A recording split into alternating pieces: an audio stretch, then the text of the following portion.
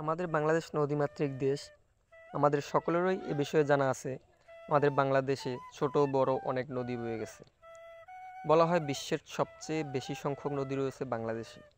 এর কারণে বাংলাদেশকে নদীমাতৃক দেশ বলা হয়।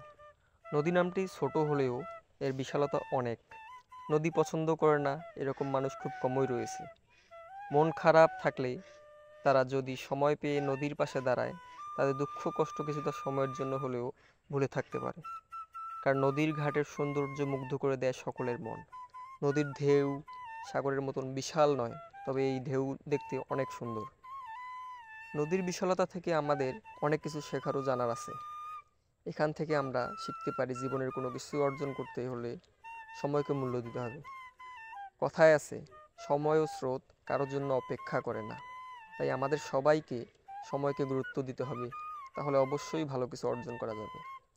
এই নদী আমাদের দেশের প্রাণ। বলতে গেলে অনেক নদী আছে ছোট বড়, তবে গঙ্গা নদী হলো আমাদের রাজ্যের তথা সারা দেশের বিখ্যাত ও পূজনীয় এক নদী। নদী একটি ছোট্ট নাম, অথচ কত গভীরভাবে ছড়িয়ে আছে মানুষের জীবনে। মানুষের সঙ্গে এই নদ নদীর কত সংখ্যতা, আবার কত বৈরতাও দেখা যায়। নদ নদীর প্রবহমান ধারা মানুষের গতিশীলতার জীবনের সঙ্গে সাদৃশ্যপূর্ণ। সুখ দুঃখ, হাসি কান্নার এক অমর গাথা বুকে নিয়ে নদ নদী নিরন্তর ছুটে যায় উৎস থেকে মোহনা অবধি।